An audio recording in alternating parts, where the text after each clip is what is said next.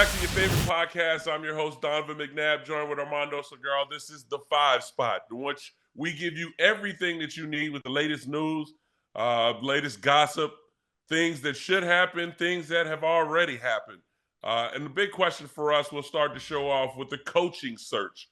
We all know that a lot of coaches should be fired, or some guys are on the hot seat, like Nick Sirianni in Philadelphia, which I feel like he should not be fired. And the hot seat should be Howie Roseman, but they decided to move on from their coordinators. A lot of teams are looking for coaches at this particular point. A lot of names are out in the hat and going in for interviews. Some have been asked to come back a second time. For what? I'm still really trying to figure that out. A lot of ball clubs need to move in a different direction and change their culture. And at this particular point, the biggest name that everyone continues to bring up is Bill Belichick, because he is the GOAT. He's the guy that's won so many Super Bowls and had obviously the GOAT as his quarterback while he had that success in New England. But he's been brought back to Atlanta multiple times to sit down and talk. And the question for me is why? There are a lot of young guys that are available at this particular point. I know they have some set up with the Detroit Lions offensive coordinator. There are other coordinators that are names that have been thrown out there. But Bill Belichick is a name that's going to continue to float, and you wonder if he and Pete Carroll, at the age of 70 plus, will be brought to carry the torch for these organizations. Armando, in your eyes, is this now moving into the young man's coaching eras of the 34 and older, or will Bill Belichick and Pete Carroll get a chance to continue on with their reigns and add to their legacy at this particular point? So, Donovan, what is going on in this cycle of coaching search is ageism. There is no doubt about that. You have Pete Carroll, who, as you mentioned, is 70 plus years old. I believe he's 72, and he wants to coach. He is energetic. He is accomplished. He knows how to do it. He has done it. And not one team with an opening has shown any interest in him after the Seattle Seahawks fired him. And they're thinking of hiring a guy who, in Dan Quinn, who gave up 38 or 48 points? 48. In the playoffs. So you give up 48 points in the playoffs. Come on down. We might, we like you. But Pete Carroll, who is 72, we're putting you out to pasture, and nobody else is the least bit has shown any interest in him. On the other hand, you have Bill Belichick, who's 71. He will be 72 in April, and you said he was the GOAT. The GOAT has nowhere to eat paper wads or trees or he's got no pasture. Because the only team, what do goats eat? I have no idea. Not paper wads. I don't know. I have no idea what goats eat, but he has nothing to feed on, because the only team that has shown any interest in him is the Atlanta Falcons. And they've shown interest in everybody. So it almost doesn't count. And I'm wondering, look, if those two candidates, let me put it to you in a kind of sense here. If those two candidates were, I don't know, the only, if they were the only black candidates in the group, let's put it that way, and nobody had been interested in him, we'd be going, the Rooney Rule. We'd be going, what? And the media would be going, what happened? But they're not.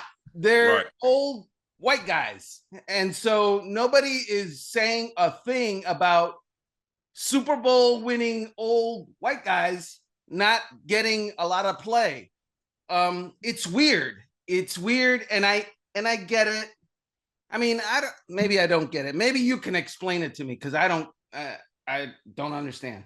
Well, I had talked about on previous shows that the game has changed, and I'll go back to when Kyle Shanahan had his first successful year in San Francisco. Now we seen when he was the coordinator with the Atlanta Falcons, his name started to rise a bit. Then he goes to Cleveland.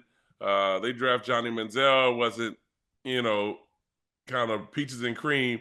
Then he goes to San Francisco, and I think it was his second season when things started to change.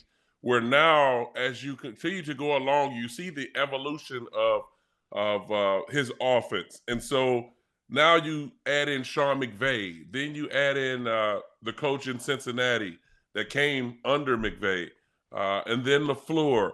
All of these 33, 34-year-old guys now start to evolve where the game has changed. And then you look at McConnell in Minnesota. You look at as it goes on, you look at these coaching staffs and they're getting younger. And so when you start to go from the age of 33, 34 years old to maybe 42, somewhere in that range, and then you look at the upper tier where you're looking at Pete Carroll and Bill Belichick, that's a big jump. And that's a big jump. And I understand the resume that Bill Belichick is coming with, but I had talked about it a couple of shows before that. You have the offensive coordinator for the Detroit Lions, and you see what they're doing now in the NFC Championship against San Francisco, and then you look across the board there. The offensive coordinator even in Tampa is starting to get some attention. So when your team is successful and you start to see the evolution of the offense, and then the quarterback is playing well, their names are going to be brought to the attention. And so I think they're moving on, and I don't want to sound bad in this sense, but I think they're moving on from the dinosaurs and now starting to come with the babies because they have more time. They feel like they can develop some of these young, talented guys, and they'll be around more. And is it ageism, as you brought up? Yeah, in a sense it is. Is it something that I think for us as viewers or former players can look at and say, yeah, that's not fair? Yeah, we can't say that. But then you kind of understand the direction in which some of these organizations are going with. But I will say this, not that this will happen for neither one of them. They bring on the older guys to become assistant coaches and consultants. When they're consulting them, the young guys who have never been head coaches, to be able to help them through the process to learn more and speed up the learning curve, so to speak. But I don't think Bill Belichick or Pete Carroll would want to do that at this particular point in their career.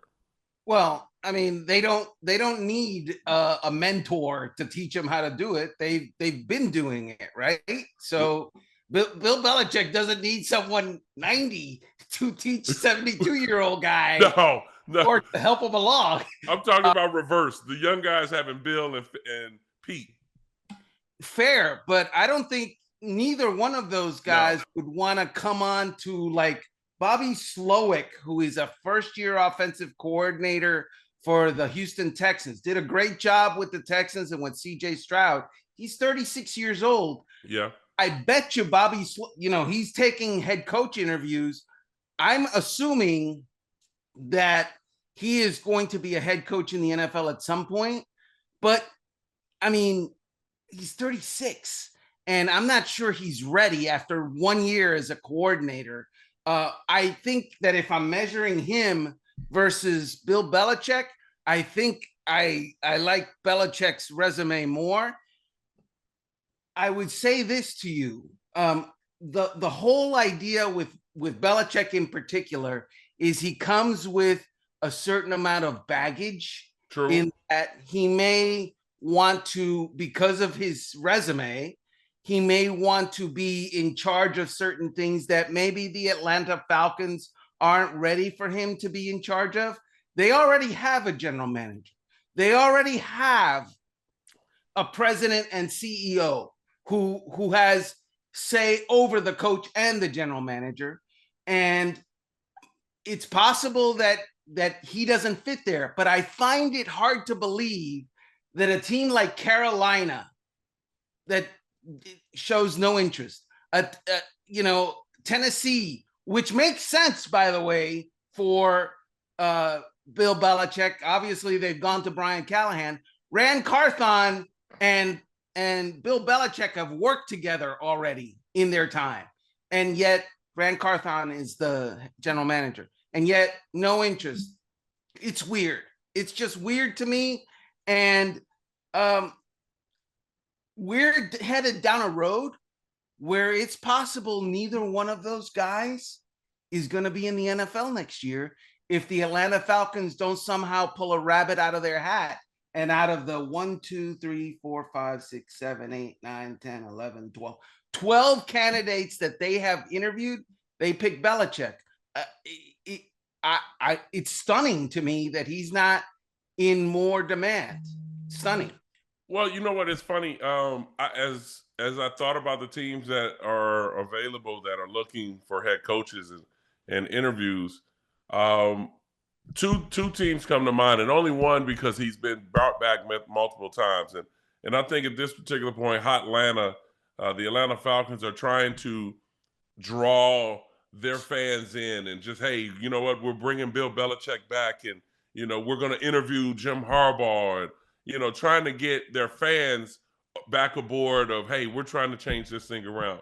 I'm going to tell you the team that no one really talks about that possibly it could happen because no one's even they haven't even mentioned or reported any coaches that have come in there to interview, and that would be the Washington Commanders.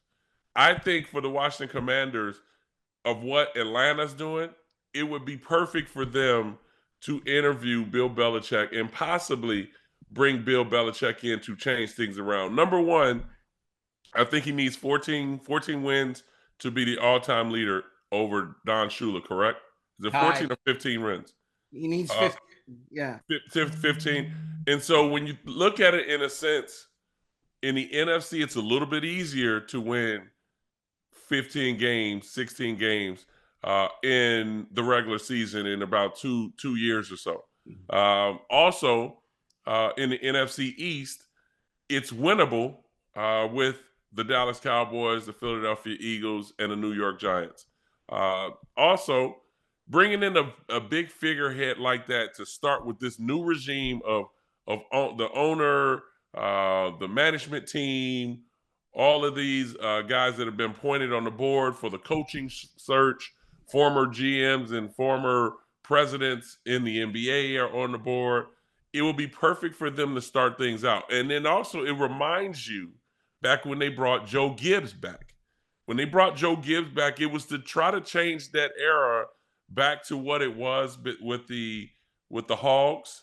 And then they were able to find searches for some of the younger guys. So it would actually set the tone for them going forward at least 3 years from now if Bill kind of gets his wins and decides to retire, that now they can move on and get that younger coach that may be available at that particular time. By the way, Adam Peters, who was hired as the general manager of the Commanders, guess where he started his career? New England. In New England. In 2003 to 2008, he was a scout for the New England Patriots. I mean, it's served up on a platter. And I want to address something because I'm sure some viewers are going, yeah, you hire a 71, 72-year-old. You've only got him for 3-4 years tops. I got news for you guys. You hire a 36-year-old, he might be done in 2 years. If he doesn't perform. So what? Don't tell me about 3 or 4 years and you're not hiring a coach for 10 years. Nobody in the NFL hires a coach for 10 years. That's stupid planning, not smart planning. Nobody does that. They get 5-year contracts, but if they're not performing, they're out in 2 or 3. So what's the difference? It doesn't make a difference what age those guys are. Well, unless you're hiring Andy Reid that came from a great regime with the quarterback that was there over a decade, and then after they traded him, things didn't go as well as he. But I'm not going to really bring that up. Should have never traded a guy. Should have never got rid of your coach. But I look at it in a sense for where we are. It will be interesting to see as these games now evolve, meaning the NFC and the AFC championship, of those coaches that are brought out for interviews. Because I think right now, and I help me with his name. I don't want to mess it up and call him somebody else. The Detroit Lions offensive coordinator, Brian um, Johnson, Brian Johnson. offensive coordinator, yeah. Yes, he is. He is. I mean, I think he has 5 or 6 teams that are on the list for interviews that are coming up. He's probably the hottest name at this point for the number one head coaching job somewhere. And then as we go along, I'm pretty sure the defensive coordinator from Baltimore. He's a young guy. I think he was with John's brother Jim in Michigan and brought over to Baltimore, and he's had success in the last 2 seasons as a coordinator. His name will be brought up. Nobody in Kansas City, because obviously Nagy had a head coaching job, and his offensive calling has been a little up and down, but it's been going well in the playoffs. And Spagnuolo, he's been a head coach already. And then you look, obviously of where we are with the NFC with playing in San Francisco, which Will Wilkes' name now start to evolve. And we all know he had head coaching job and interim head coaching job.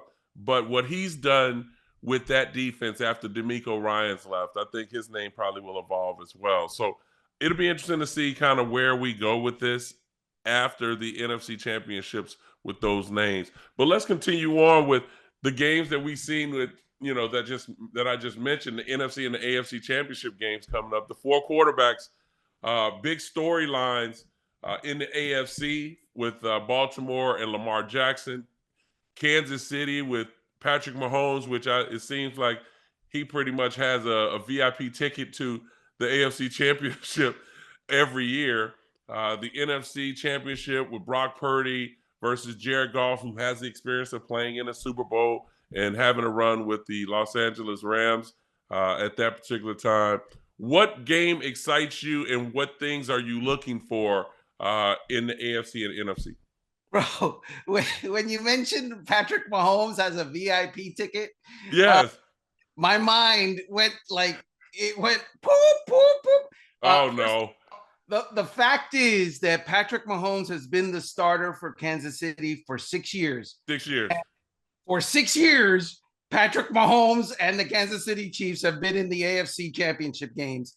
And the picture that comes to mind when you mentioned VIP ticket, it's like those clubs that they got people in line, to get in. And he goes around.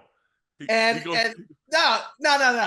He arrives in his big black Escalade, gets out because somebody got out and opened the door for him. He's got the fur coat on. Does he have a fur on? He gets out with a fur and a cigar and a hat, and he walks right in, and the 6'8" bouncer goes, "My man," and right in. And meanwhile, Josh Allen is in the back of the line with Joe Burrow, with an ugly girl, and he's wearing polyester. He's wearing polyester and flip-flops, hoping to get in to the club at some point. That's the picture that I got. That's the AFC Championship game VIP ticket picture that I got.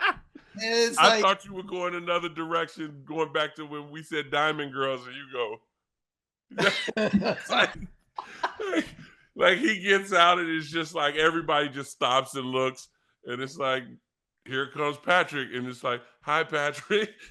"Hello, how you doing?" "Hello," and just walks right in, just give a pound to the security, and they walk right in. It's just, and it's so funny because we've seen this story before, and it's remarkable because this being his 6th AFC championship, and I've been to 5, but to go to 6 straight, when really you can look at it in the sense of he might have went to 7 if Clark didn't jump off sides in the it was D4 when D4 jumped off sides in the AFC championship against New England when they had the lead. And that particular play, I think Tom Brady threw an interception that they called back because he was offsides. He would have won that game, which it would have been 7. And so I look at it in a sense for this particular game. This is Baltimore's opportunity for Lamar Jackson to pull off kind of almost like a Joe Burrow. Like it's his opportunity to knock the king down on the hill, continue to build his legacy, to implant his name into the elite quarterbacks, because everyone on the outside always want to continue to bring negative stuff when it comes to Lamar. Oh, he doesn't win in the playoffs. He doesn't play well. Who cares about the regular season? Yeah, he's won MVPs or Rookie of the Year, whatever. That doesn't mean anything. Can he win in the playoffs?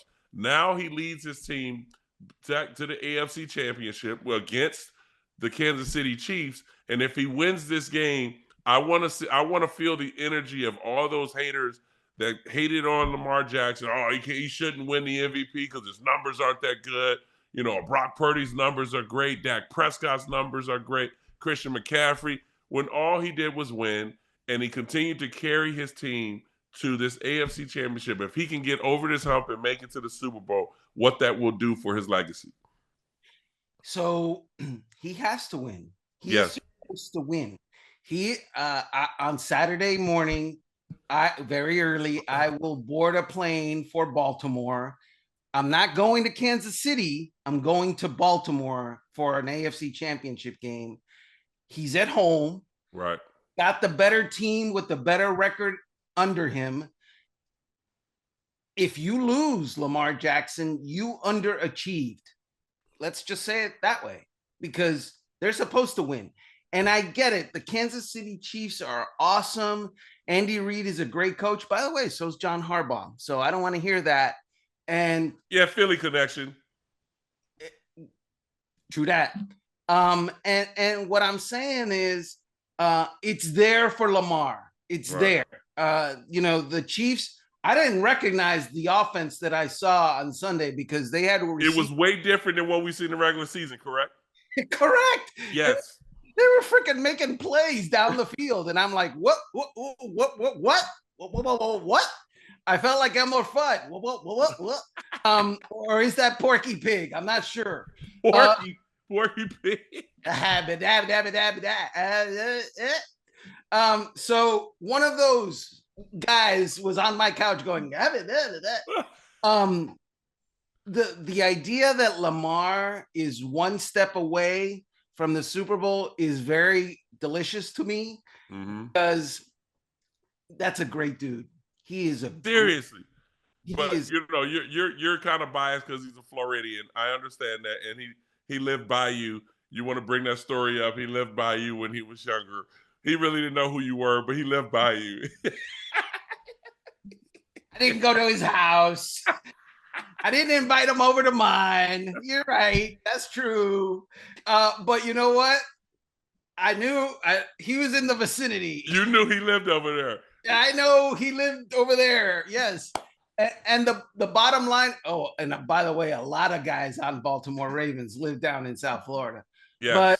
But so that's not the point. The point is, somebody said, a famous wrestler, I forgot his name. To be the man, you must defeat the man. And now that's not what he said. He said, to beat the man, you gotta beat him, or to be the man, you gotta beat the man. I'm destroying the quote. But you gotta add the whoa in there. That's Ric Flair, baby. Come on, that's Ric Flair. No, I'll add to that, Armando, because I think it's one in which being a former quarterback and obviously being on both sides of it now, it's unfair, the criticism that he's received throughout his career thus far. And now it seems that now he's in this position and all the haters want to continue to find something. Oh, he loses this game, then it just solidifies everything that we've talked about.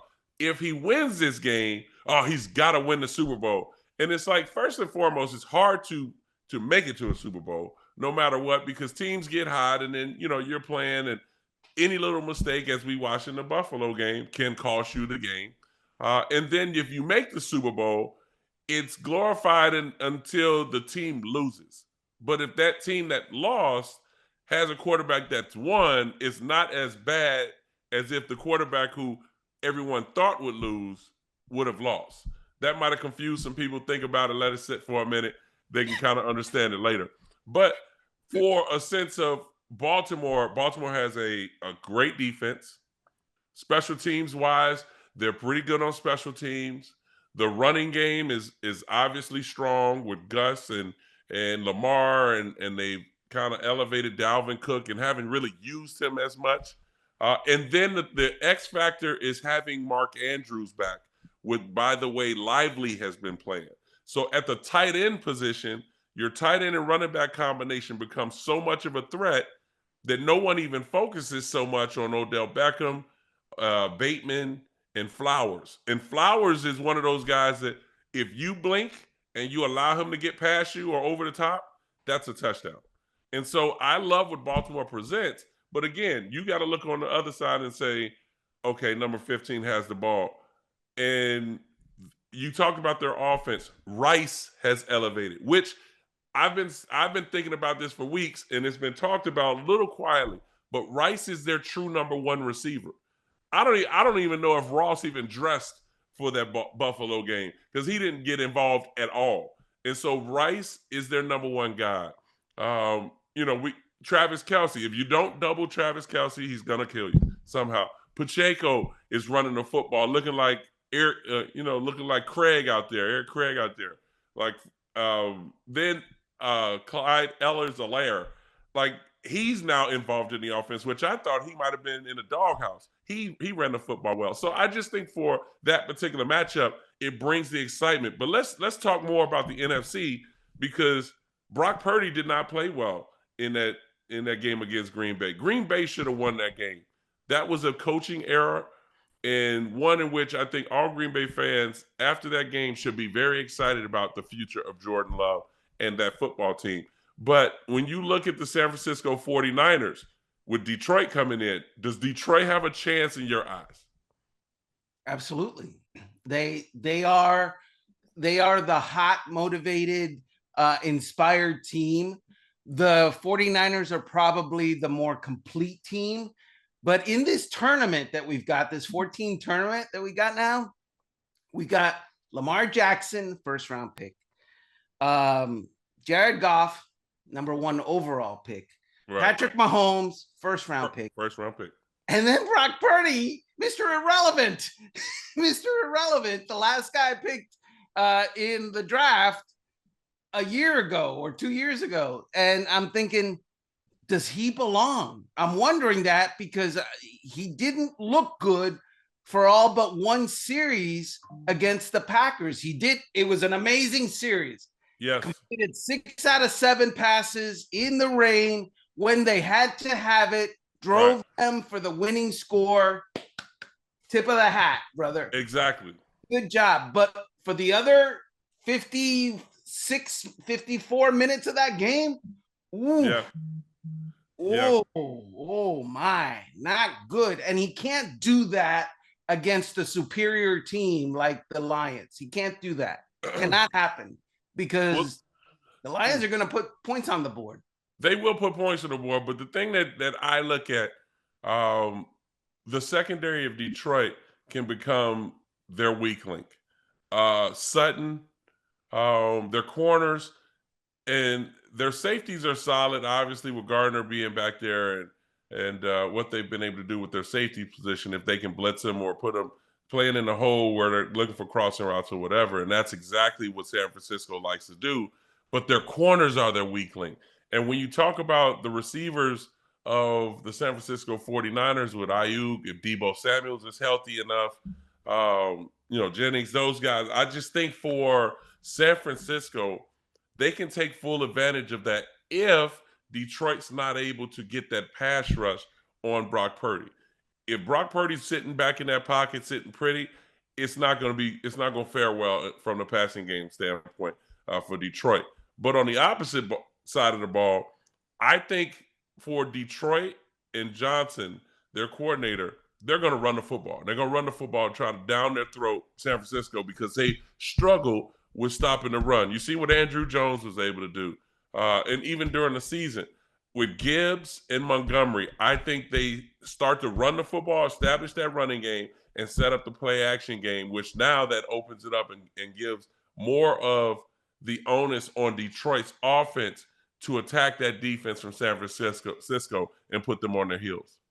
You know what? The NFL is a staircase, and a lot of times a team will have to climb the stairs to get to the top. And most teams don't get to the top, but they are on the climb. Right. The Lions are on that climb, and True. It feels like, to be honest with you, they're not quite there yet to me. Right. You know, they've it's a beautiful story. They came from nowhere. They were challenging 0-17 at one point, the first year of Dan Campbell's, reign as the head coach. And here they are 4 years later in the NFC Championship game.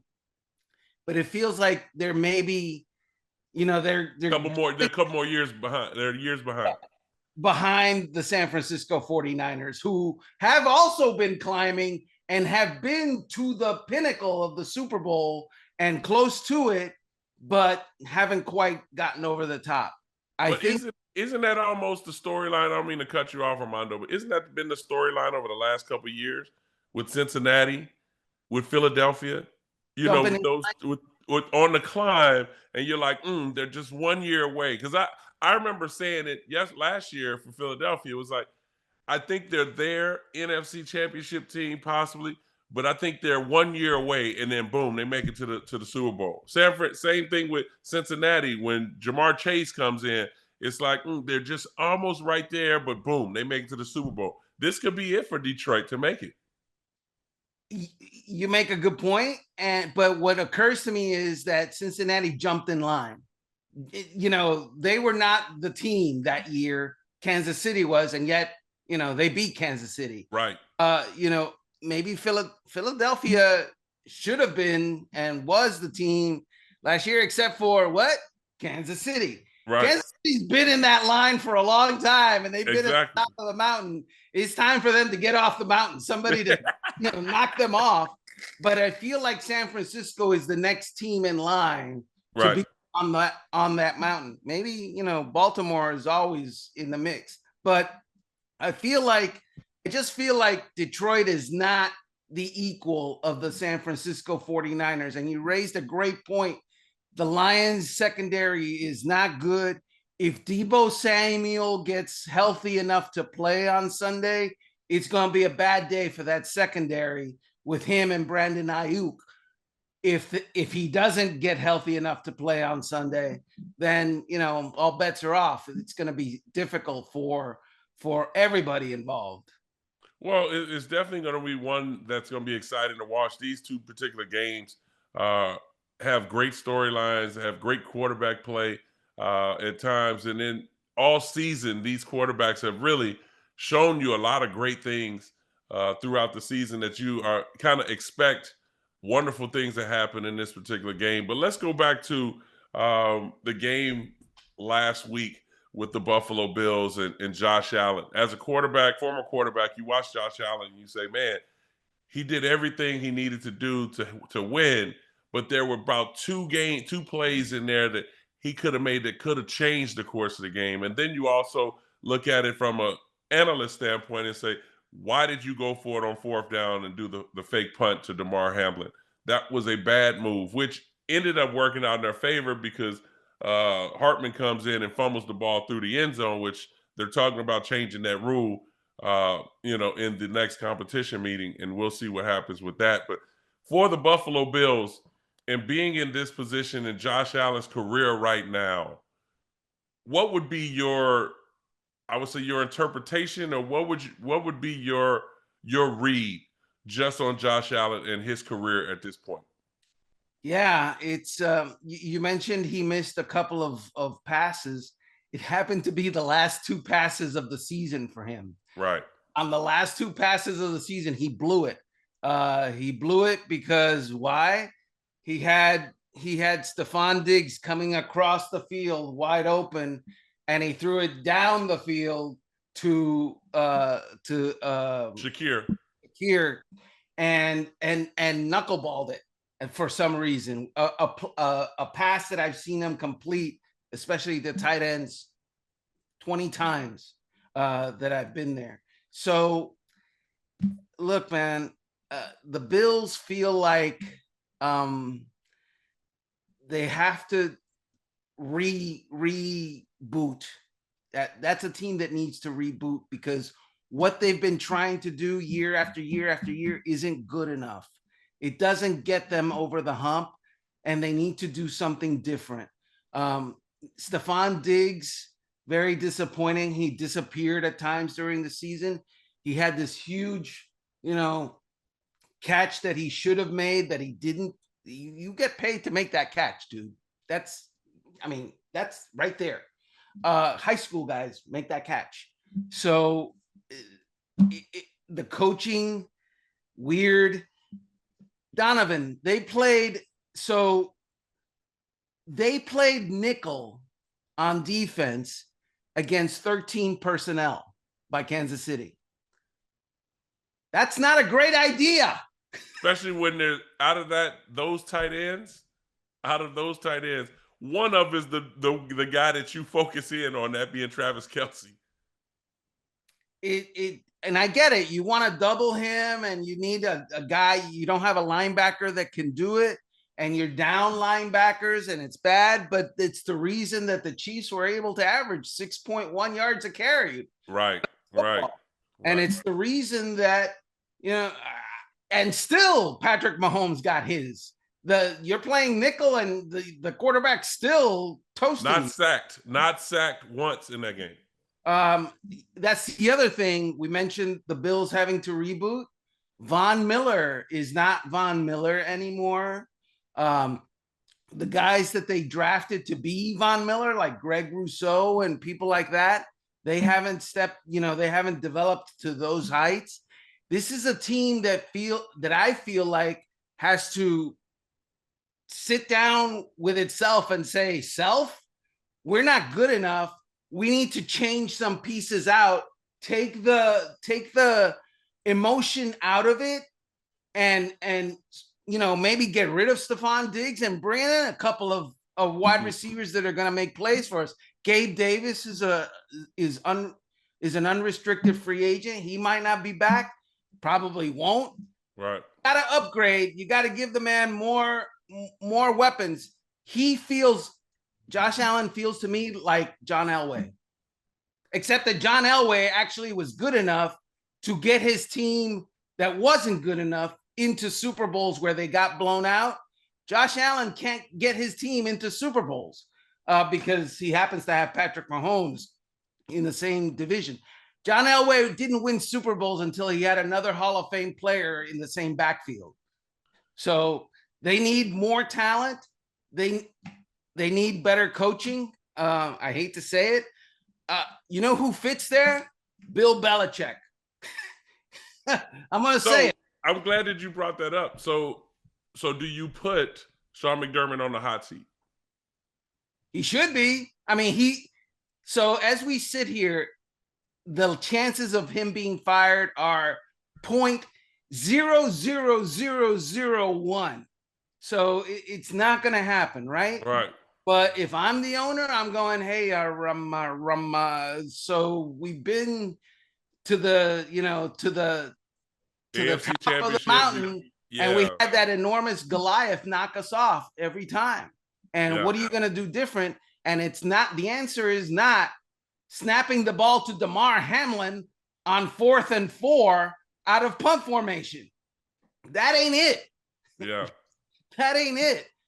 So Sean McDermott is 100% minus 0.111%. But to me, he's on the hot seat. Bill Belichick is an upgrade. To me, Josh Allen needs more talent around him, and Josh Allen has to be better. He's not as good as Patrick Mahomes. You're great, brother, but you're not as good as Patrick Mahomes. Simple as that, and you got to work to do that. Well, it's obviously one in which all quarterbacks get criticized, and evaluated by the wins and losses. And at this particular point, he hasn't fared well in the playoffs. Despite how well he played, despite the plays that he made in the game, he just wasn't able to win the game. And it's unfortunate that that's how all quarterbacks are evaluated, and rightfully so. That's why he should be. And you know, look, I go through my whole deal. I've been to 5 NFC championships. I went to 1 Super Bowl.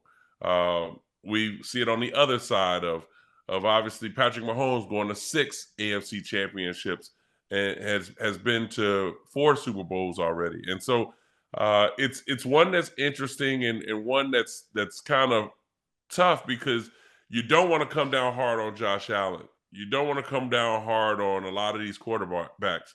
But when you look at their overall record and what they've done or what they haven't done, and then we look at guys like Lamar and some of these other guys that when they end up losing and people just come down hard on those guys, but then they decide not to come down hard on the Burrows or the Josh Allens, it's unfair.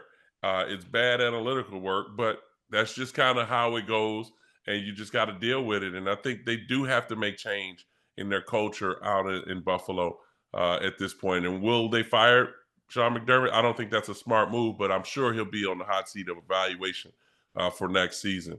But that's the closing of our show. We want to thank you for joining us here at the 5 Spot. Join us Thursday as we go ahead and recap these games that are happening this weekend. A lot of fire. And for some that will be in Baltimore, you're definitely going to need some type of heat because it is cold out there. So dress warm. Look forward to seeing you on Thursday here at the 5 Spot.